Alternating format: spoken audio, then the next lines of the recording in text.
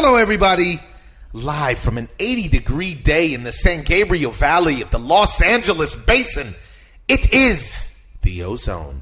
I'm your host, Omar Miller. I'm here with my brother, Terry. Oh, folks, the rain has left, and we're so happy about it. The rest of the country, unless you're in South Florida, I sure hope you guys catch up to us soon because it really changes your disposition. We've had a rough winter by California standards, a lot of mudslides and excess rain, flooding. It's just been a rough one across the country, I know.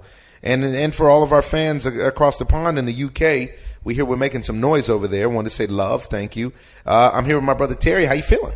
Feeling great, besides going to the DMV and standing in the line all day, half the day, but other than that, it's all good. The Department of Motor Vehicles, ladies and gentlemen. That was with an appointment, correct? That was with an appointment, 2 hours still. That's terrible work. Well, we got some work to do in California, but what we got work to do is to talk about the world of sports today. We have a very interesting guest today. We have IBF welterweight champion Earl Spence's trainer, Derek James, is going to call in. He's down in Dallas, Texas, and they've completed the weigh-in, and he's ready to talk and talk strategy. In the game. Yeah, and he's ready to talk with one of the best fighters in the game, and he's ready to talk strategy about Earl Spence. So interested to get to him. We got some more baseball. We're getting closer to the most wonderful time of the year, folks, and I'm really excited about it myself. A couple injuries to report on. Seems like number 22, Clayton Kershaw, is back in action and got his arm throwing, but the Yankees ace is scheduled to throw on Wednesday, but is not throwing yet. And you know what I want to jump right into is a bit of social news. Yesterday, down under in New Zealand, a very weak, insecure individual killed 49 people while they were trying to exercise their faith and pray. And the guy is such a terrible individual that he had the nerve to tape it. Folks, this is a real dark space, and we have to recognize that we truly are all in this thing together. You know, whether you praise Jehovah, Allah, Buddha, a cow, anything else, we're all humans. And the way to get people to see things your way is certainly not to kill them. And this is happening more and more across the world. It's very disappointing, very, very disappointing, and my heart goes out as a Christian and as a believer to all of the Muslim brothers and sisters outside in the world right now in mourning. And I have to say it's Friday afternoon, and I hope the mosques is full of believers worshiping all over the world in defiance of this moment. And just know, you know, when the tragedy, I put up a post because when the tragedy struck the small, cowardly individual that shot up the Jewish synagogue in Pittsburgh last year, it was a Muslim group who responded and raised a bunch of money in a GoFundMe, and now it's time for everybody else to step up and do the same. So, ladies and gentlemen, reach out to the people you know, because you never know who's out there hurting, and that hurt can get misdirected and put into violence. So love one another. Be peace. Be what you want to be, the change you want to see in the world, as Gandhi, King, and all of those love thy neighbor wise people have said. Yeah, stick with the scripture, man. Love thy neighbor. It's a really dark spot. So just wanted to send the love from the OZone out to the world and send that light. And then I want to move on to something we never cover really, which is basketball. Want to dip your toe in a little bit, huh, brother? I might as well dip my toe in it. Now we're coming towards the end of the season, a season that has been marred by some change and some surprises, in the sense that the Lakers went and got LeBron James, which they hoped would immediately, with their core group of guys, get them to be able to make noise in the Western Conference. Unfortunately, what we're seeing is the Lakers look like they're not even going to make the playoffs. Yeah, talk to me about the situation. You had some strong feelings offline. Yeah, I have a problem with one of the problems is that they want to blame Luke Walton. The coach want to blame Luke Walton. Yes, and the coach with this in this situation right now has limited responsibility. I feel like him being responsible for this situation is really out of his hand. A lot of this falls on Magic Johnson. Magic Johnson has not put together the appropriate roster to compete in the Western Division. You went out and signed these free agents when you had this young talent, which you should have been building around LeBron James, and basically then you wanted to trade them for Anthony Davis against your own self, the whole team. And it seems like those kids never bounce back. They never could recover. They're kids. They're kids. They're and kids. It seemed like they bought into the idea with LeBron that they were friends. Yeah, exactly. And it's not a business, but LeBron had to point that out to him later on. Hey, this is a business. But that's neither here nor there at this point because now you've lost the team. And they never recovered from that whole trade Somebody's got to go. Situation. They never recovered. And unfortunately, it looked like it's going to be Luke Walton. It looks like it's going to be Luke Walton. And Luke Walton's going to land somewhere and do well because he seems like a good coach. It seems like the players like him. He's done well with guys. And honestly, if you look at Luke Walton was hamstrung his entire coaching career by an aging Kobe Bryant. Yes. And now by a superstar in LeBron James that he has no control over. We have to just be honest. Magic Johnson, though. Yeah, that's what I'm saying. You have to understand that as a head coach, part of your job, a big part of your job is managing egos, but a big part of your job is having the guys buy into your scheme. And what is your scheme? But when you have certain players that transcend the sport, they are the scheme.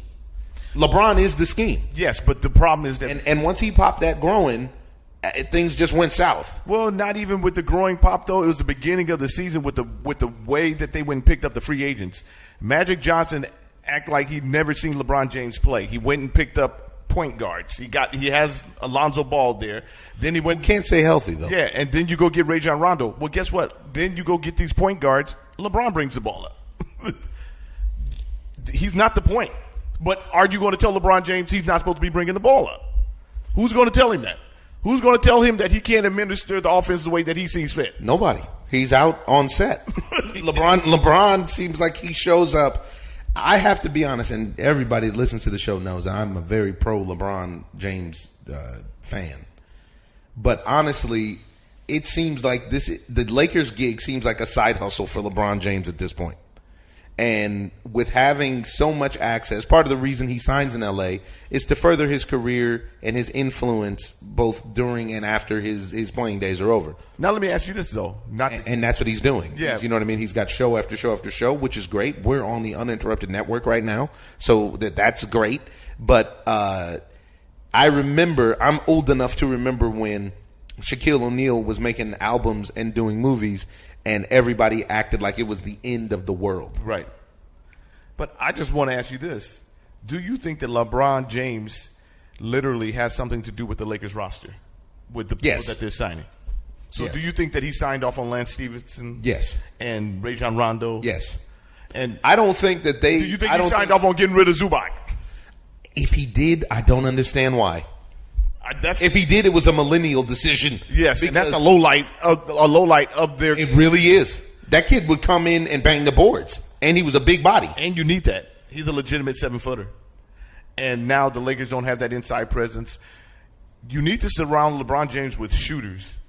He's the man who can always create his own shot and go through the hole, and always create shots for others because he's going to require so much attention. And his field vision is unbelievable. His court vision, outrageous. So if you give the ball to LeBron James, since he's going to bring the ball up anyway, since he's a point forward, let him distribute the ball through global, of course, and get him, surround him with shooters and one big man. That's it. But for some reason, the Lakers went and got a partial defense.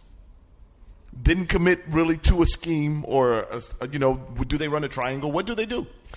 Well, the next thing you know, the Clippers are in the playoffs and the Lakers aren't. Right. And the Lakers have the best player on the planet. And it's interesting, though. Is he interested? I feel like he's interested. He still puts up crazy numbers. If you look at his numbers are still silly. Crazy. We went to the game the other night, and he gave you a triple-double and didn't even play the whole game. I play. I felt like he only played like 25, 30 minutes. Come on, man. Yeah, against the Celtics.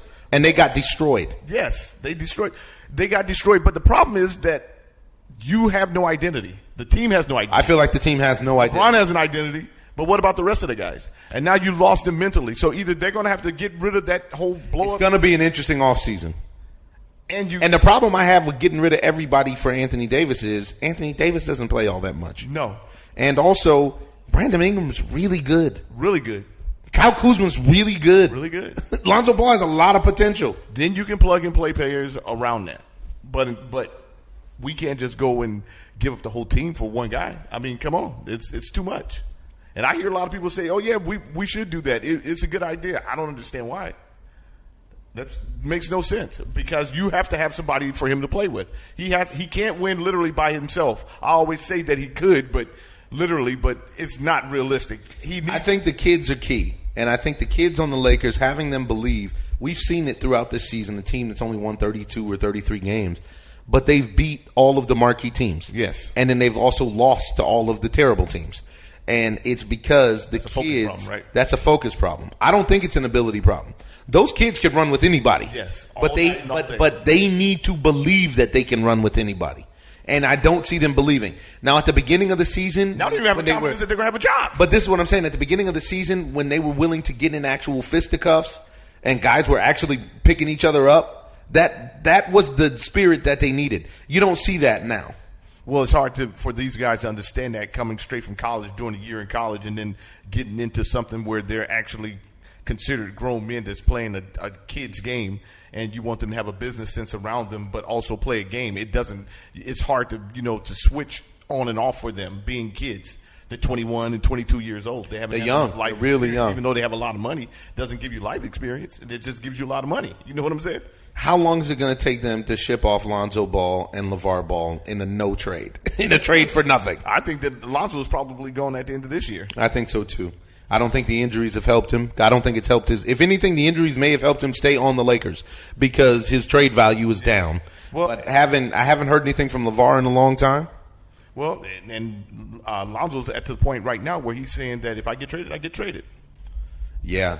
I mean, what can you do about it? He didn't have a no trade clause or anything like that. I just wonder if he ever got his money together from the shoe deal, because of the Air Lonzos versus the Nike deal they were going to give him.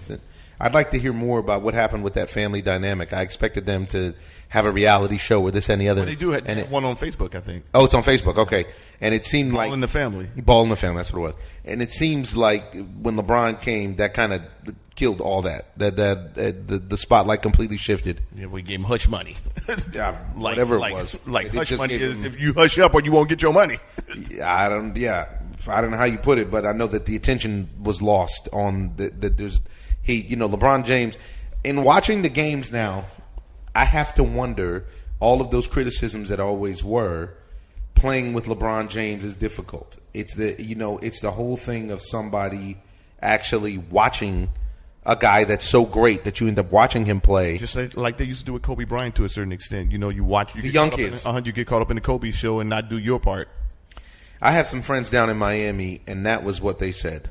I remember when the trade happened. They said, "You're believing he's going to take you guys to the promised land, huh?" I said, "Well, I'm not necessarily a Laker fan, but I am a LeBron fan." And they were like, "Trust us, we've seen this movie before. It doesn't work out, even if it works out." And I was like, I didn't know what they meant. And this is what they're talking about. Because LeBron is the focus, because he's the supernova. But it's going to be very interesting to see where the Lakers go from here, because team chemistry is essential to get out of the West. Right. You can't do what he did in the East as far as just throwing a team on his back and single-handedly. That team that he took to the finals last year was a bunch of ragtag fugitives. That team that he took to the finals last year is worse than the team that he's on now.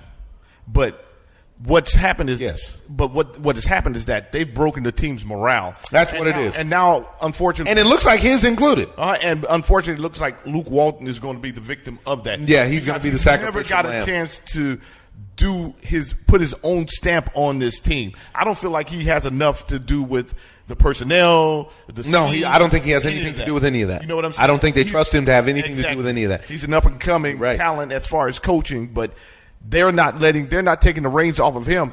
Give him a year and let him do his thing. And if he doesn't do it after all this time, then ship him out. But now everybody's crying for his head like he's done something. Everybody's crying for his head. And he hasn't done anything but play with the talent that you've given him, and you put him under the gun from Kobe to not to Shaq, but from Kobe to LeBron now, and now you want him to do what? What do you want from Luke? Man. Do it, Luke. May the force be with you. Yeah, I'm I don't know, he is in a tough spot. But I would like to see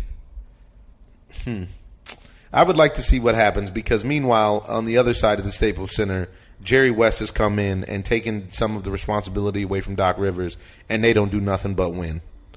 Yeah. That kid Lou Williams is as good as anybody in all of basketball. Well, by the way, that they play as a team. They play as a team. They destroyed the Boston Celtics. Yeah. And I appreciate that. One love to Julian Edelman. But yeah, they destroyed the Celtics right after the Celtics had destroyed the Lakers. Right. With the best player on the planet, I have to reiterate. I'm just saying. Yeah, I don't talk much hoops. I was watching the game. Like we told you, folks, our mother in her retirement has become a basketball junkie, and she watches all the games. I think she's watching games right now. It might even be old games from '85. She's trying to catch up on different series and seasons. And one of the things that I told her the other day, we were watching the Rockets play the Warriors, and honestly, it's hard to watch basketball right now. Yeah. Because everybody plays the game the wrong way. And the way that they decided that is the way to play the game, I just am not a fan of. I would say I'm a little out of line in calling it the wrong way, but I'm just not a fan of watching guys, everybody pull up from 35 and brick and brick and brick. You're supposed to watch an NBA game just like how you watch a Major League Baseball game or an NFL game. You're supposed to watch these games and see crisp games, see the game being played at the highest level. If I want to see a bunch of dudes brick threes and go to the park, I could go straight to the park. Where you all park? It could be all over the place. We could head down to Raleigh. We could head to Eucalyptus. We go 24-hour, whatever you need. Stevenson. Could head over to Stevenson. They definitely going to throw up the bricks out there. Shout out to Carson. And this is you watch the game, and eventually guys get hot because they are in the NBA and they start sinking shots.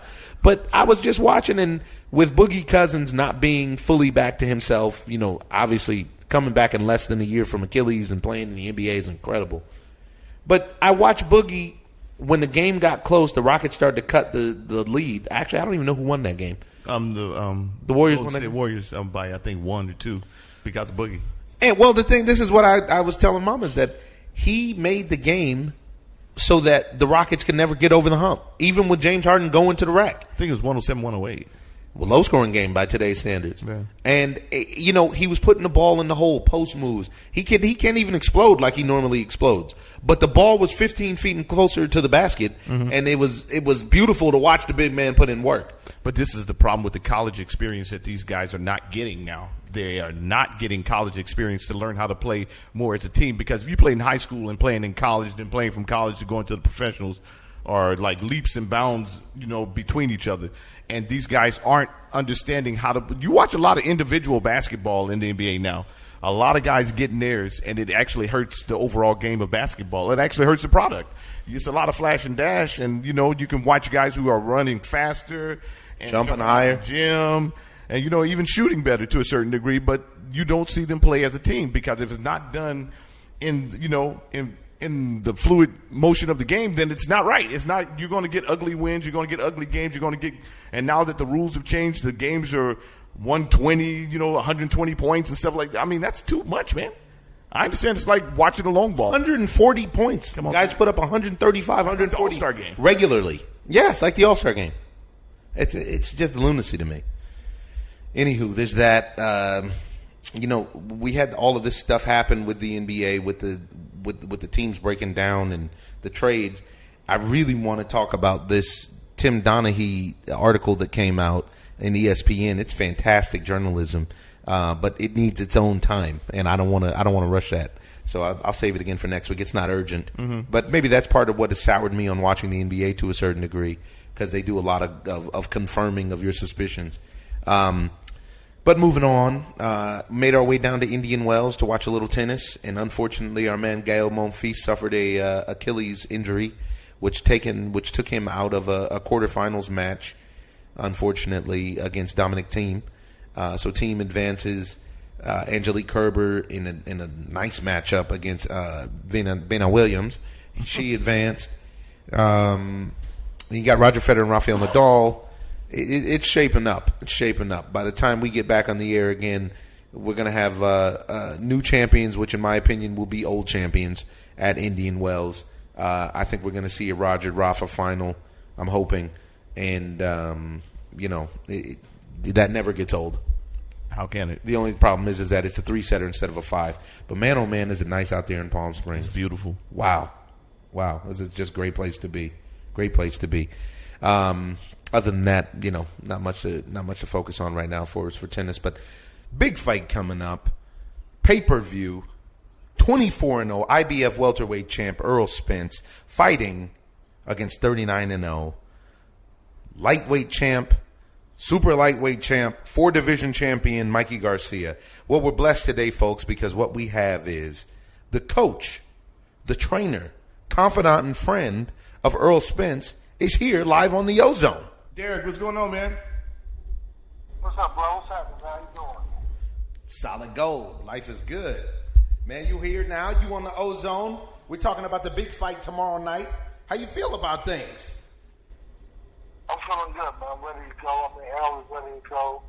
It's a long time coming, a lot of training camp. It's time to go time.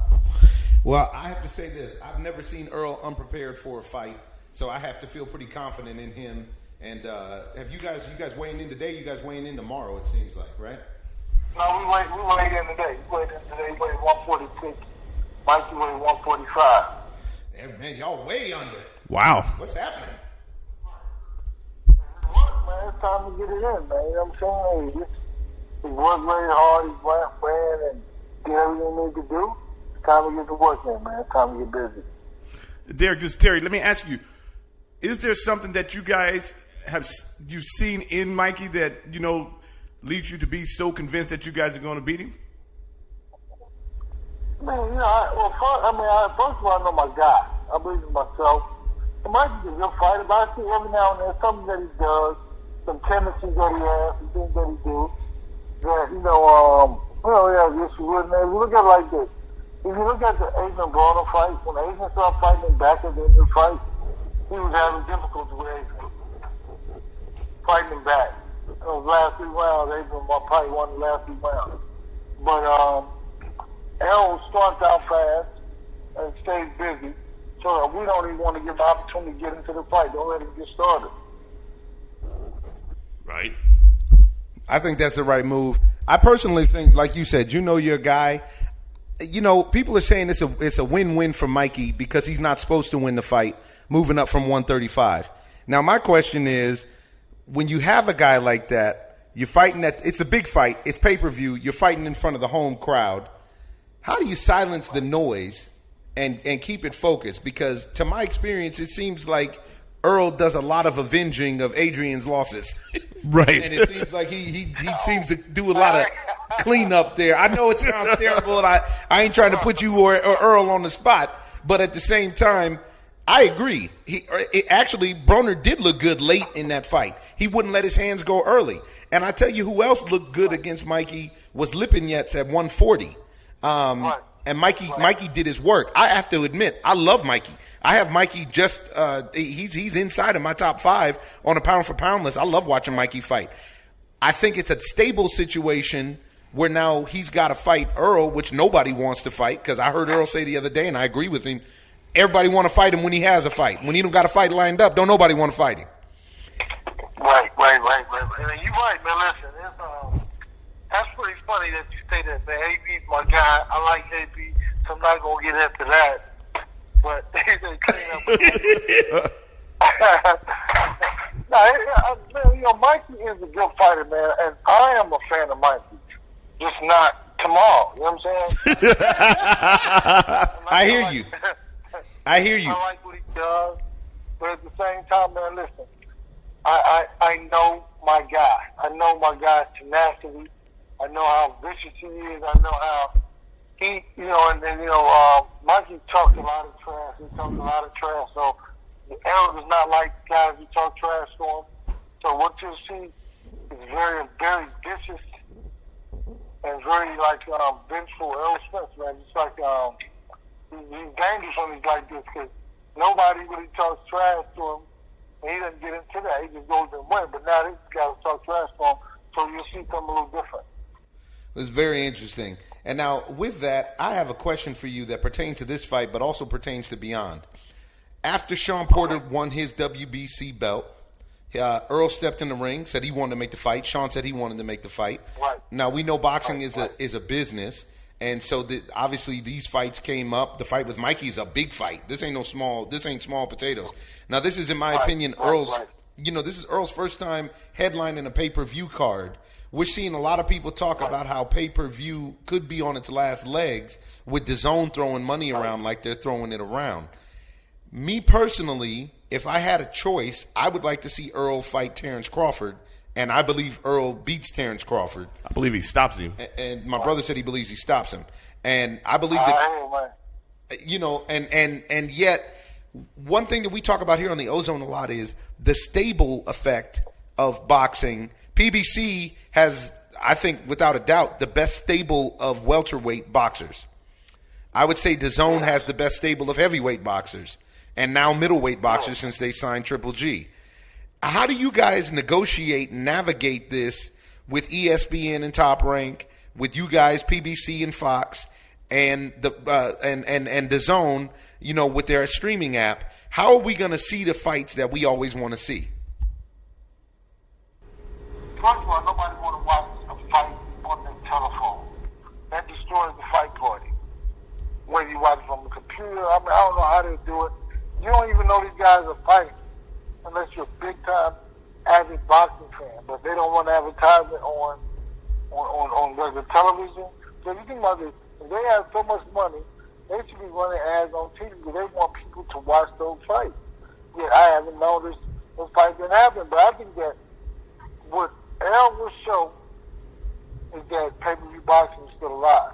Because, with the numbers he's selling, I already said yesterday he sold 35,000 seats. Wow. And they said it could be possibly close to 1 million pay-per-view buys. Wow. That's what they're looking at. So if you look at it like this, the reality of it is, and when you talk about Sean Porter, right, he couldn't, you saw his fight. Maybe I went to the fight. It was cold out there. But there was nobody at the fight. Nobody at the fight. So L is the guy who, in this way, is the true cash cow. So everybody knows he's going to go out to fight, right? But these fights are happening, man. They'll happen. You got, which I know everybody wants to see Terrence Crawford fight. But L's going to fight, Mikey, and then after that he'll probably be Pacquiao, Thurman, or, they got Garcia, they got Porter. They have several guys that can fight again until he goes over to fight Terrence Crawford. But when it happens, it's going to be great, man. This is true. That's a lot of tough fights coming up because you don't ever see him really take there's never ever really a lapse or a lack in the quality of fighter that he takes on. A lot of fighters take on guys who aren't like that elite level, and he's fighting elite fighters and having a hard time getting the fight. Right. It's hard. I think right now, he's building his legacy, man. I love what he's doing. I love how he feels about himself. He's insecure. There's something lacking in his skill set. He don't take certain fights, right? But I think that he will Terrence Crawford, like Terrence Crawford, how he wants to fight. I like how, like you guys said, these are real true boxers, man. And it's beautiful to be a part of it. Because, if you think about this, Terry, when we were younger, we watched those fights in New York, not New York, but in Caesar's Palace, right? And then it has all these big fights. I know you watch it, but I'm listening to you. You know about boxing. So if you think about now we're actually living those times now. Wow. Yeah, that's true. Wow. Wow. It's true. So if you look at it, you're like, yeah, man, it's amazing how it's coming right back to the height of boxing is coming like right now in our time. It's amazing. That's awesome. It is awesome, man. Yeah.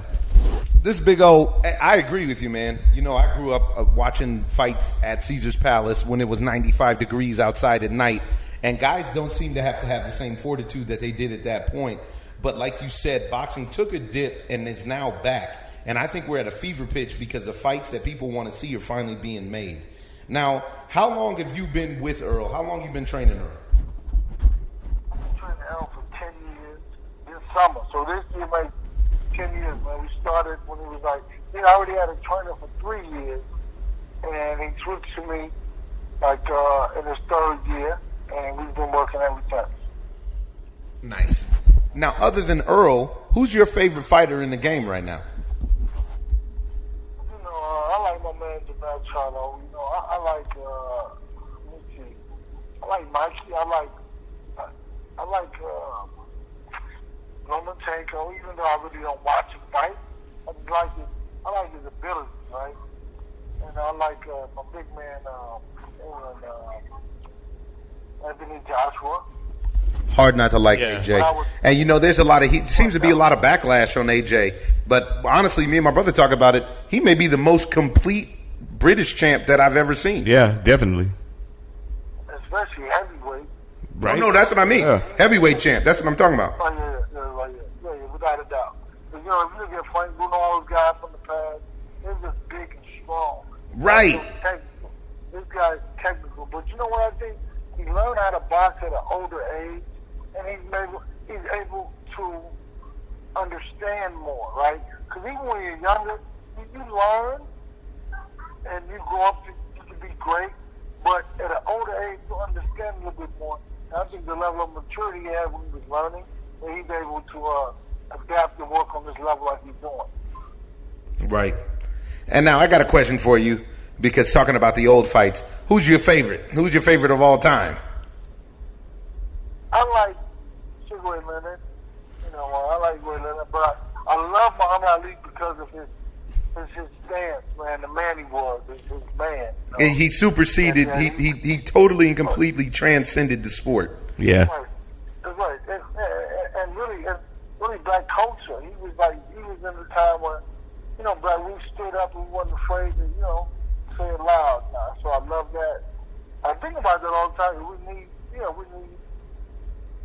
it's still here, which it shouldn't be, but it's still here where we need things like that to happen. But, I love Ali, man, and I love Ray Leonard also. So, even though Ray Leonard said Errol is going to lose.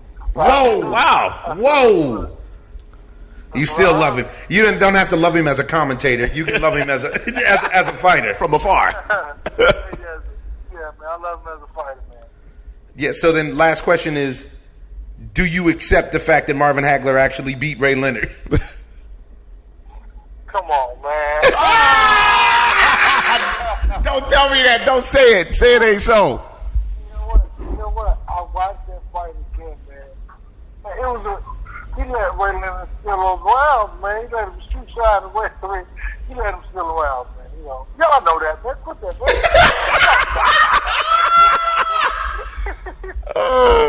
Oh, man. He let him shoot sign those rounds off, man. Really, he stole them out. He really did. I mean, stole them. Bring that up. Oh, man, we just having a good time with you. Well, we ain't going to keep you all day, but wanted to say thanks for calling in. We're pulling for you guys tomorrow. I love Mikey. I'm actually pulling for both fighters. I want to see a great fight. I personally think Mikey's bit off more than he can chew. I think he should sit and dominate at 135, 140.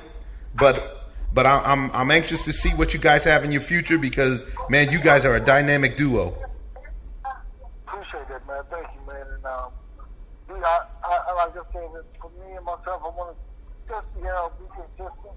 You got to break jaws, break bone, break orbital bones, break ribs. So I expect it. I expect him to be very dominant, very bone crusher. Right. I mean, that's what he's been doing. And I like Mikey, but I mean, we'll see. We'll see what he can do. How intelligent he actually is. Because this is what I thought about him talking to somebody. He takes faster than Errol. Well, he's not faster. Floyd Mayweather. They say that he's more intelligent than Errol. He's not more intelligent than Floyd Mayweather. So I mean, Floyd may be one of the most intelligent fighters of all time. He may not be the TBE or the great whatever, but he is truly one of the most intelligent fighters in the ring. And Errol dealt with him when Errol had only 4 fights. So he's much more intelligent. He's 10 times better than he was then. And you're saying you're smarter than Floyd Mayweather? Basically, that's what you're saying. So I beg to differ, and we'll see tomorrow night. All the talk is done, man. And I'll be on next weekend to we can talk about the victory. Okay. When you get back to LA, man, you come through, you see us. You are welcome in the OZone anytime you're around. I mean, I feel the same way. I don't think that Mikey is quicker, stronger, faster, or I don't see the advantage that Mikey has unless he pulls something out of the toolbox that just is nobody can see. So here we go. It's go time. Hey, man, God bless you, D, and we'll be pulling for you tomorrow. We'll see you next week.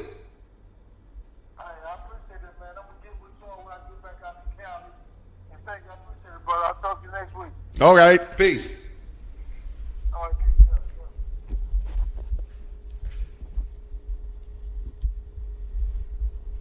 Always a fun time on the OZone, having people who are, intelligent, in the know, and actually super relevant.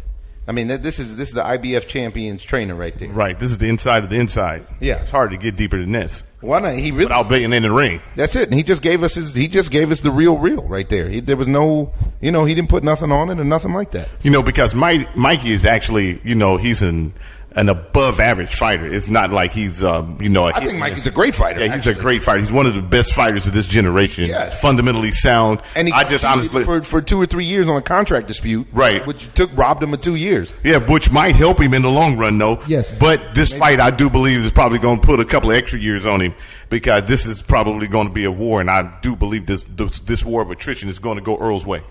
I mean, I just don't see how Mikey hurts him. They say Mikey hits. They say he's got heavy fists. Everybody that he spars with and this and the other, they say he's got heavy hands. But there's a video of him online sparring a 200 or 300 pound guy or something like that on YouTube. I believe it. Probably on Setbacks and on ES News.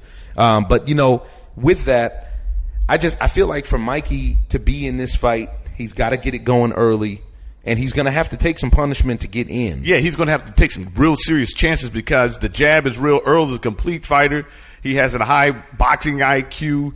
He has every tool that you need as a boxer. He sure does. An elite but fighter. I'll say this. Mikey said something very interesting I read in an interview today at the weigh-in in the press conference. And Mikey said, you know what? There's nothing in the world that a boxer can show me that my brother or my father haven't already taught me or being in a fight hasn't taught me, which is a very interesting approach because he's right, yet at the same time, they have weight classes for reasons. Yes, and then you have to also be able to execute that game plan and stopping the other guy from executing his game plan, which right now Earl Spence is the more athletic, the more physically imposing fighter. Right. So it's going to be very, very hard. Like I said, I love both of the guys. It's going to be very, very hard it's very, very hard for me to see Mikey pulling this off. There's been upsets before, and I just don't see it happening tomorrow. This would be an enormous upset. This would be one of the biggest in boxing. This would be like Ali Liston. This is that kind of an upset. Yeah. But you can then clearly see after the fight where Ali had certain advantages. Yeah. I don't see where Mikey has the advantage in this particular fight. And I remember watching him when he moved up to 140 and Lipinets hit him hard. He knocked him down, but he hit him hard, and Mikey didn't seem like he took it so well. You know what I mean? He took it well enough to win the fight, obviously. And even Broner hit him hard at points late in the fight. He dominated Broner. And you see his competition against guys like Easter and, guys like that. But Robert is a long, lanky fighter, but he doesn't have pop. 135. Yeah, and he doesn't have pop. This is the danger that I see. Yeah, because Earl is literally going to go and destroy his body. And they've been working with Balco to try to figure out how to stop him from tearing that body down, but this is going to be very, very hard for him to do. And not only that, Earl really doesn't have to put himself in harm's way to get to him to destroy his body like that, because being the taller, more dominant, physically dominant fighter, he doesn't have to, like Mikey is going to have to spend a little bit extra or take a little extra risk to get in and to try to put punishment on Earl. He's got to pay. You got to pay. I don't want to pay. I don't want to pay that toll, but he's got to pay that toll, and it's going to be serious, and we're going to find out very soon if he's willing to pay. And if he has what it takes. You know who's on that undercard? This is what I was actually just about to speak on now. I saw J. Leon Love was on the undercard, a TMT guy that is, I feel like he may have missed his window, and this is his chance to come back. And it's going to be interesting to see if he can do that. We got on this undercard, let's see. Oh, he's fighting David Benavidez. I'm going with David Benavidez on that. I like Abena Williams. I like David Benavidez in that fight. 10-round showdown. And they got former 118-pound champion Luis Neri battling former champion Miguel Arroyo as well. And then you got an L.A. native is going to be on the card. Fan favorite Chris the Nightmare Areola is facing an unbeaten heavyweight named Jean-Pierre Augustin for 10 rounds of action. And it'll be interesting because Chris was somebody who really he had the heavyweight division in the palm of his hand, and he just couldn't really keep it together to do it. But he never wanted to get in shape. Yeah. Well, he didn't. Palm of his head and palm of his stomach at this point. Because you got to stay in shape as a boxer. That was a beating. Yeah, and Deontay beat him up bad too with one hand. Deontay broke his hand on his hard head, and Deontay beat him up bad. I don't understand the concept. I know that the guys need to get paid and everything, but I don't understand the concept of just taking a whooping like that in the ring when you can actually have, a competitive fight if you get in shape. That's just a lack of discipline and dedication at this point, right? Man. And speaking of which, we saw the situation with Sean Porter was having a hard time making weight. He makes weight. It's a cold, balmy night. And I have to say, I didn't get to watch the fight live, but I saw a lot of people were speculating online that Sean had lost the fight. Now, how did you see that fight last week? I didn't see Ugas doing enough to take Sean's title. I saw that it was a tight and competitive fight, and I think that it was a little bit uglier than what people expected, and Sean fought a different fight than he normally fights. And he fought a different fight, and I feel like Sean pulled it out. He didn't dominate him, nor did Ugas dominate him.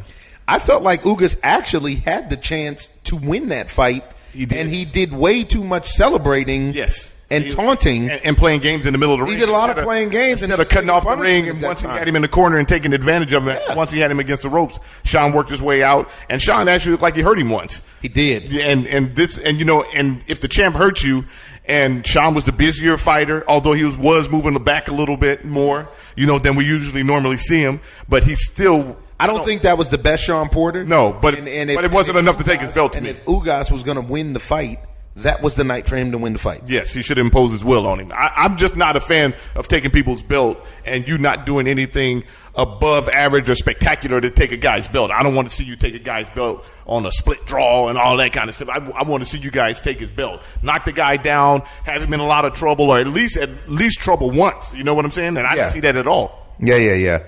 I mean, I don't know. I tell you what. It wasn't a spectacular outing, and it seems like it wasn't a spectacular week for Sean. Yeah, and because he wasn't able to make weight. He had whatever problems it was that he had. Hopefully, this is some sort of a wake-up call because his next fight is going to be serious. Yeah. And no matter who it's against. Yeah, but when you looked at him, too, it didn't look like he had the confidence, or he didn't really... He didn't seem as focused as he normally does. One thing that saved him was his incredible conditioning. I mean, the Porter way is a real thing, and Sean and Kenny Porter work hard, and it showed because that was amazing what we watched. And this is another testament of when you are in shape, how it can rescue you from some of your bad habits, per se, yes. or from having an off night. Yeah, exactly. Being in shape never has an off night. Right, you're in shape. Yeah, I don't know. That was an interesting situation. Yeah, boxing is shaping up, and now continuing along that theme. What in the hell is going on with Deontay Wilder? Somebody passing the joint once too many times. Pass the Dutchess on the left-hand side. He turned down $100 million. Now, you can't tell me that he turns down $100 million and he wanted to fight Anthony Joshua. He was serious about that. I can't believe it. Why would you turn down $100 million for 3 fights? Who's offering you more? Who's calling you with $100 million and $1? Nobody. $1 more. I don't see it. So what's the option now? What do? Do you fight Brazil on Showtime for $3 million or something? He's already locked in to fight Dominic Brazil, right? But that's what I'm saying. So do you take that fight to Showtime and split, or what? Like, what do we? I don't understand. I'm confused. I'm not even baffled because I never really thought that Deontay Wilder was looking for that Anthony Joshua fight anyway. I mean, I don't feel like any of those guys. First and foremost, let's throw that out the window. The guys being scared of each other because they're not afraid of each other. I don't believe that. Right. But also now, given the performance that Deontay Wilder had in his last 2 fights, he looks like a stone cold genius by being on a fight-to-fight basis with Showtime. Because the Ortiz fight was exciting. Up until now. This is what I'm saying. The Ortiz fight was exciting. And then this last December, the Tyson Fury Deontay Wilder fight was incredible drama, the whole nine. So he's primed to get paid, and it seems like the Brazil fight is one thing, and him getting the rest of his guaranteed money seemed like it was just contingent upon him beating Brazil and whoever the second opponent is, so that at which point he would then face Joshua in April of 2020. Yeah, but eventually they're going to smoke him out. He's going to have to come out and fight somebody, and he's going to end up fighting somebody for less than what he's gotten offered so far. I know that the whole thing is about, maybe we'll push him up a little bit more, but sometimes you just got to, take it when the money's there. The money's there. They said $100 million. And that's your big man money. Stepped out of it so that it wouldn't be any. I have to say, I have yet to meet Eddie Hearn. Yeah, but he seems like a pretty solid individual on this DAZN stuff. Yes, I read what he said. He said, "Hey, me and Shelly Finkel, Deontay Wilder's manager, don't get along. So I'm going to step out and let these other people negotiate it because me being involved can be counterproductive. I don't want it to be counterproductive. I want him to be on DAZN, and I want Anthony Joshua to have the chance to fight him." Nothing wrong with that. He steps out. And now we have to remember, folks, the number started at $15 million. Yes.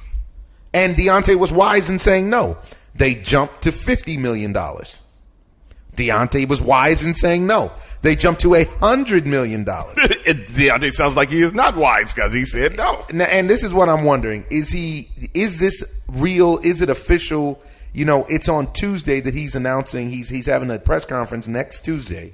But, all of the chatter on the street is that he's rejecting a $100 million offer. I just can't believe he would do that. For somebody who, until recently, had a hard time filling stadiums. Yes. Not even having stadiums, popularity. Arenas. Yeah, arenas. Yeah. I just don't. I can't. He's not seeking wise counsel. And Tay, man, everybody knows how I feel about Bomb Squad. I love him. A great guy. He's a great guy. He was on the OZone, man. He's a very honest young man, which you always appreciate. But it's like this situation, I don't understand. So I understand you got to get yours, and this is when you're getting yours. And now you're getting yours, and you might be letting this thing. And maybe we're looking at it from the wrong angle, but maybe somebody might come and say, "Okay, we're going to give you $200 million." Yeah, maybe we are all. And that's a great point because we're not him, and we don't know the numbers that he knows. And I'm a firm believer that guys in general need to have, honestly, guys in general, you have to know your worth. And I believe as artists, as athletes, oftentimes we really do undervalue ourselves because we love to do what we do. And the powers that be normally know that, and they know that we'll bend, And so I applaud him for turning down more money than he had ever been given before, But at the same time, I don't know. This is, I guess it's a little preliminary. This is just a word on the curb. But I guess when Tuesday rolls around and they hold their press conference, this is what maybe somebody might talk him to his senses, get him to his senses, wake him up, give him some of that smelling salt. He ain't even been knocked out yet. No, he ain't been wake up, champ. Wake up, let's go, champ. Yeah, look at him. It's the champ. Shannon Briggs never got a chance to get that extra payday. They shut him down. Nobody would give him that license or to fight. Good. Yeah, he didn't need that. But he's living good in Florida. Yeah. Life is good in Florida. Shout out to Florida. Okay. Want to move into our final section, and as we're getting closer and closer to Major League Baseball. We're not going to cover any of that good, juicy NFL that's going on. Big moves in the NFL. Big Trust league. me on this one. I thought I was going to save it for an espresso shot. But we can slide right into the NFL. Let's go straight to it. All right. It's too much. It's too much for an espresso. Okay. Well, did you see the latest news right now? Which is? Tyreek Hill is under investigation for what's going on. What are they putting in the water in Kansas City? Yeah. Battery against a minor, potentially. Yeah, none of it's been confirmed yet, so it's pretty hard to speak on it. Yeah, that's just it, potentially. But along that, in Kansas City, we saw Kareem Hunt got shipped out to the Browns. He got another shot, and then today they handed down his suspension. 8 games. Which will be 8 games. Now, if you look at it, Kareem Hunt to the Browns with 8 games, and then you add that crazy blockbuster that they just pulled off with Odell Beckham, yes. And the kid Baker Mayfield looks like a real gamer. Jarvis Landry. They got a squad. And even without Kareem Hunt, they have a nice running back in Nick Chubb. Then they have a decent defense. I mean, the Browns are trying to actually make some noise. It's going to come down to coaching with the Browns. Yes. And it seems like those guys have bought into they've bought into his scheme, because last year they were close in a lot of games. Well, and Baker Mayfield's scheme is to get the ball down the field. Sure is. His Odell Beckham's scheme is usually to make it's to do the same. Yeah. I think they're going to get along very well. And they have a couple of guys that's in the slot and whatnot that have crazy burners and crazy hands. So they have a solid team. Got a solid team. They're competitive. They should be one of the best teams in their division, seeing that the way that this is one of the most active times in the NFL that I've ever remembered. I mean, the NFL in general, brilliant marketing. Yes. Just you've never seen something that is a year-round force, even when the game isn't happening. The biggest problem with the NFL is what is that they can put out any numbers that they want to with these contracts. None of them are guaranteed. These guys, they put out astronomical numbers. This guy just signed for $200,000 billion. $2 million is guaranteed. Yes, and then you get hurt or they get mad at you and you're shipped out. Well, and along those lines, this is what we're talking about with the two biggest pieces, I would say, flash and dash wise of the moves. Odell's pretty big, but it was a trade more so than an extension. But his was about him ruffling feathers in New York, Right, I understand. But when we're talking about the money and the guaranteed money, we got to look at businesses booming. Right. And businesses booming actually made noise. The one thing I'll say is I appreciate the fact that now in the NFL, athletes can be heard and the squeaky wheel does get the oil. Right. Because he made it clear that he didn't appreciate Ben Roethlisberger's leadership style. AB. Yes, AB. Uh-huh. And that he didn't appreciate how the blame fell on him a lot of times when he felt like it should fall on someone else. Definitely, he's a receiver. And yet, at the same time, he also didn't agree with his cheese because he wanted money that the Steelers are lining themselves up to be an organization that doesn't seem to want to pay people guaranteed money. Right. Now, I want to see how they're going to produce this year because Ben is on the downside of his career. Antonio Brown is now in Oakland. Le'Veon Bell is in New York with the Jets. And so now what do you have? You have Schuster Smith. Yep. You got Juju. You got the running back that replaced Le'Veon, who actually had a good year. Mm-hmm. James Conner. And then you have Jesse James, right? Yeah. And then that's about it. Yeah. But I'm just naming the guys. Yeah. And but you have to have somebody get them the ball. And I heard somebody say, well, he's going to recognize how hard it is for him not to get the ball without Ben there. But Ben's been hurt a few times, and he hadn't gotten the ball in Pittsburgh. Let me tell you something. Derek Carr can deal. Yeah. That's what I'm not where is this thing coming from where Derek Carr is not good? Just because Gruden said so? Gruden, so far to me, has been a terrible coach. Well, and what they're hoping is they're hoping that he, and GM, and they're hoping that he bails. That never works. They're hoping that this AB thing can bail them out because the Raiders, and by the way, they extended their deal, so they have agreed to play one more year in Oakland. Are you going to counseling? Are you guys getting back together? What's going on with that? The divorce, it looks like it's going to happen. Paperwork's going through. Yeah. I hate to say it. Just things didn't work. We ran our course. I'm sorry. We ran our course. The team. You know how it goes in relationships. So we ran our course, me and the Raiders, and it sucks because I love AB. AB was on Ballers, and business is booming. Nino Brown is, in my opinion, the best receiver in football. And I can't agree. And then listen, it's cool. It's up for debate. It's not hands down. Okay. But because that's a tricky Tyreek Hill and a tricky. I don't think Tyreek Hill is better. DeAndre Hopkins. I don't think he's better than Hopkins or Bowman. Tyreek has hands. He's got speed. Tyreek runs out of the backfield like a running back. I mean, come on, dude. The dude returns kicks. Tyreek got the fastest burners in the league. I have to go with Tyreek or DeAndre. Has a great quarterback. And Tyreek did the same thing last year with the mediocre quarterback. When AB has an above-average quarterback, it's the best receiver in football. And DeAndre Hopkins is right there. DeAndre Hopkins is right there. I mean, he gets it done. And you leave out Julio Jones because he just disappeared because they fell apart in Atlanta. Right. But obviously, he's always in the conversation. He figured out how to get in the zone this year at the end of the zone. At the end of the year. For that DAZN app. He signed up with Eddie Hearn for $100 million. But let's stay on course with these guys. A lot of moves in the NFL. I don't think this move actually impacts the Raiders. They just overpaid Trent Brown, was it? What's his last name? They just overpaid the offensive lineman from New England. Oh, yeah. Gave him $4.66. All right. Then now what? Cut Jordy Nelson. Yep, and what New England responded with was to go get Bennett, which is fantastic. It's a great move for them. Yeah, and he promptly responded by saying he hated Tom Brady's hair, but now he loves it, which is great. He's a socially conscious brother. He's a great follow on Twitter if you don't know.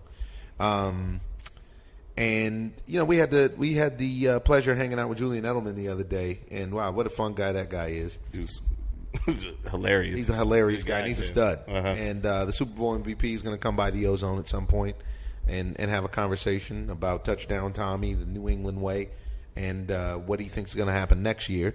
He actually called Danny Amendola and jammed him up for us to see if he was coming back to New England so we could break the news. Didn't look like he was going back, though. No, it didn't look like that. They said he was going to the Cubs. We have, and then let's talk about the Le'Veon Bell situation. Now, Le'Veon Bell bet on himself and sacrificed $8 million of that franchise tag that he could have had if he would have just reported and then not played. Mm-hmm. I don't know why. This kind of falls into that Kaepernick line with me. I don't know why he didn't cash his cheese in. Like, I don't know why he didn't show up and be like, "Oh, my knee, though," and just get his money. I think he just wanted to get his point across because the team actually needed him, and he wanted to make them see, just like Emmett did back in the day. Remember with Troy Aikman? Yeah. You have to show them sometimes that you need me just as much as I need you. And if he has his money together, he knows that he's going to get played. Obviously, he has it together. He said that he feels the best that he's ever felt in his career now. And I don't think that his mixtape was that expensive. No. I think his mixtape was within his budget. Yeah. And what he's going to do probably is go and wreck shop over there with Darnold. What is it? Sam Darnold. Sam Darnold in New York. I feel like a better fit would have been for Kansas City or Houston. And I wonder how much the Texans. I thought Houston. I'm actually surprised he didn't go to Miami, since he was spending so much time in Miami. Yeah, but he's got his fill. I mean, how much time can you spend in Miami and be productive as an athlete? It's very hard. A lot of those guys are there. I know, but how many championships has Miami got in any sport in a long time? I mean, it's hard. I hear what you're saying. It's hard to stay focused. But one of the reasons I say it is I was surprised he didn't go anywhere in Florida or Texas for the tax situation. I read the article in the LA Times the other day. They were talking about how Bryce Harper signing with Philadelphia had a lot to do with the fact that playing in California would have cost him an extra $55 million. Crazy. Just based on state taxes. And that's not chump change. So when you factor that in, that's real dough we're talking about. And so signing in, especially if you go National League West, because if you go National League like Manny Machado did, or if he would have come to the Dodgers, if he goes to the Giants, like all three of those were potential suitors. If you go National League West, you get taxed for your away games still in California. That's not cool. Whereas the American League West, just Oakland and the Angels are in California, and the other teams are in Texas, where you wouldn't pay a state tax, blah, blah, blah, blah, blah. And I wonder how much that played a factor for Le'Veon. Probably huge, man. You got to think about that kind of stuff. But in New York, but I'm saying in New York, you're paying. He's in New Jersey, so he's not in New York, even though they're called the New York Jets. They play in New Jersey, which I think has a lower state tax than New York does. And you have to be conscious of that kind of stuff as a football player. Of course. You need to get your hands on every dollar that you can. Because tomorrow's not guaranteed with football. I mean, those contracts are terrible. So Business is Booming ended up picking up, I think, $26 million guaranteed out of the extension or something like that. And I think Le'Veon ended up out of a $52 million 4-year deal. And at the beginning, he said 60 wasn't enough for Pittsburgh to retain the services. And he ended up settling on 4 and 52. And I think 30 of it was guaranteed. So he got paid. Right. And that guaranteed money is what it's all about. So when everybody's sitting around complaining about these guys sitting out and thinking there's a bunch of rich guys who are complaining, they're not complaining. They're using the only kind of power leverage that they have. Yeah. That's their leverage, is to sit out. And that's the only thing that they have that's, going their way as far as being a football player. And so they have to use that in order to be able to get their money. Otherwise, the owners just reap the benefits and discard these guys like they're, basically like trash. Yeah. Yeah, and it's again, you're in the NFL, your tenure in the league is so short. Right. So you got to take full advantage, and that's something that Le'Veon did that's going to service him, taking that year off, letting his body heal. I wonder how long he's had. When was the last time he had that much time off for his body to heal? Right. And he's in great shape, but that kind of punishment, you take a full year off of that kind of punishment, it's got to help. Yeah, we saw with Marcus Allen. Marcus Allen, after the Raiders played him out, he came back to Kansas City and tore the league up. Man, he tore the league. He ripped the league a new one. He did. It seems like something Todd Gurley might need to look into. Yeah. But, so I don't know. The NFL is going to be crazy. They've captured our attention again, and now what they've done, which is so awesome, is they're heading straight into the draft. Right. So now you go from all of this frenzied trading and this, that, and the other, and everybody's set up straight to go into the draft. And then to what's that? The camp. They're going to go into camp, and then from the OTAs and all that stuff. OTAs, and then directly to. Then Ballers comes out, and next thing you know, it's time for the season. Next thing you know, it's time for the season. Go. Yeah. Shout out to the NFL.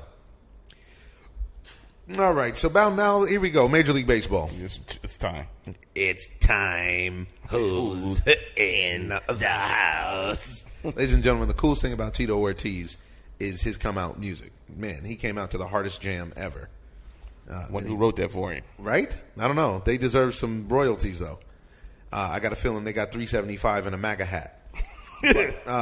So, Major League Baseball, who do you like that's tearing the league up now, and what about these injuries? Seems like a lot of injuries going on. Do you think it's the harsh winter, or what do you think? You know what? Right now in spring training, I think this up-and-coming week is going to let us know a lot. You see Clayton Kershaw bouncing back now. Clayton Kershaw is ready to look like he's ready to amp it up and turn it up. I think a lot of guys that are there, especially veterans, they don't really spend that much time getting tuned because they've been staying tuned during the offseason. That's why they stay productive. But the injuries are what they are. You have no control over that. You can't go in the game and play it halfway and end up, getting hurt. It always works like that. You'll get hurt if you don't play the game the right way. So these guys right now, I mean, the injuries, we have to literally see when the league is about to start. Which is, 12 days. 28, yeah. But where they are they going to be put on the DL and things like that? I mean, it's hard to tell right now during spring training because you don't get a lot of information like that. Right. I don't think that the teams are honest with you as far as injuries. Well, they just said Sevy is out until at least May. I think they're being honest about that. I think they are being honest about Lou Severino because he's got a rotator cuff issue and it's inflamed and it needs to go down. And he can't start throwing, I think, until the beginning Wednesday. of May. No. He's supposed to start playing catch on Wednesday. So he's not going to come back until the beginning of May. He won't be in New York Yankee pinstripes until May. Yeah. And that's after rehab, after any setbacks and any of that kind of stuff. That's all of that stuff to get you ready from this point, yeah. Which is enormous for the Yankees. Because I'm here to tell you, all that offense and this, that, and the other, you need a 1-2 up there. You got James Paxton now, who we all know on any given day can be completely lights out. But we don't know how he'll respond to the New York pressure. I personally think his stuff can translate no matter where he plays. Yeah. But you need a 1-2, and Severino and Paxton are a nice 1-2. Lefty-righty combo. You mess around in the American League East, and the division can run away because them boys down in Tampa Bay are real. Yeah, and don't talk about the champs. Don't even bring the champs up. Yeah, the Yankees are in a trippy situation because they got a great team. Yeah, I think that one of the I don't think that the team is great. I think it's good. Because their starting pitching is flawed. I think that one of the biggest things that they have to do is that commit to say, you know what, our starting pitching is not great, so let's just go in there this first month of the season and try to slug it out with everybody. Well, that seems to be the Yankee way anyways. Yeah, but you're going to have to completely commit to it because they're trying, I haven't seen enough tight games won by the Yankees in the past few years, which is how the Astros beat them the year before when they were ahead of schedule. Right, and I don't think that – when you look at the rotations, do they have anybody that can, fill in? Yeah, and go. Only thing that I would compete say with Chris Sale. Yeah, who's going to compete with Chris Sale? Unless it's James Paxton, right? And I really don't look at James Paxton like that. He's a good pitcher, but he's not. He's not as consistent as you'd like him to be. Yes. And what do you think about Kimbrel? You think he sits a year out? Do you think he just waits till halfway and says, "You know what? He's starting to get the raw deal because of the bad CBA." And he looked shaky last year, but he's on the pace to pass Mariano as far as. Well, and if you look at his numbers, although when you watch the games, it looked shaky. Yeah, I just don't personally prefer him or care about his game like that. But I think that he's going to end up taking a short-term deal and then, maybe try to get something big out of that short-term deal. It's a great chance that he might return to the Braves. That which would really help the Braves. Yeah, and who, by the way, are stacked. Right, and they need a closer. Because that's the only thing they're not stacked in. Well, Vizcaino is not that bad, but he's injured right now too. Right. Ah, man. Yeah, I can't wait. We're literally 2 weeks out, and it seems like the Lord knows because He just turned the dial on, and it's nice out. It's beautiful out. We haven't had a game rained out in Los Angeles. I think it's in 45 years. We're on a streak or something like that. But jinx it, dude. Yeah, right. And on the front page of Major League Baseball right now.com, it says that Puig is eager to face his old mates. He's got circled the games against the Dodgers weeks ago, but he bears no ill will, but he just wants to get busy. Got to love Yasiel Puig. You better be careful what he asks for because Buehler is real. Walker Buehler is there to carve. And I don't think he can handle Kershaw either. Kershaw, they're saying, is not ready for opening day, which means this is the torch passing of Buehler starting opening days. It's going to be very interesting to see. I mean, the Dodgers starting pitching is flawed. You wonder if you should sit Clayton Kershaw out until just keep him under wraps, if you will, until about the All-Star break. That's the way we play him now. It seems like all of the workhorse years when the Dodgers couldn't score runs for him, and then finally getting to the World Series in Houston, really took a toll on him. Yeah. Because he's had to carry him for so many years. He carried them for so many years to 6 straight championships. Yes. And 6 straight National League West champions. And his body just has been worn out. He's got a bad back. Now his arm. You know how it goes when you start cheating a body part. Unfortunately, I know well how it goes. And what ends up happening is the part that you got one bad knee and you lean on that other knee, next thing you know, that other knee will be bad as well. And it's just the way it goes. Just the way it goes. I tell you what, it's pretty awesome. I don't know who's got it better than Russell Wilson, to be honest. Got to report to spring training, right? Again. Yeah, this is awesome. And you know good and well he's not playing in MLB. He's just going to play a little ball. No, but he's having some nice at-bats. Yeah. You know? He's a great athlete. Great athlete. All right. You got anything else to add for this edition, the mellow 80-degree edition of the OZone? Yeah, I think I brought enough. Yeah, wow. So you feel like you're Earl Spence? Yeah, I'm body snatching the podcast. This is why I told your moms I pumped the gauge and your body snatched. Shout out to Mekhi Phifer in the Cypher. All right, folks. Well, we're going to leave you with a quote. And the quote is going to be about unity, because that's what we need right now. It's an old Ethiopian proverb, and it is, when spiders unite, they can tie down a lion. We're in this thing together, folks, and we need to act like it. We need each other, and the world needs love. I'm your host, Omar Miller. You can find me on Twitter at Omar Miller, on Instagram at Omar Benson Miller. My brother Terry is the icons with a Z everywhere. This is the OZone on your drone. OZone. I'm just living the dream. I'm in love with the lights. This is not just a game. This here is my life. Put the cameras on me, yeah, yeah. Put the cameras on me, yeah, yeah.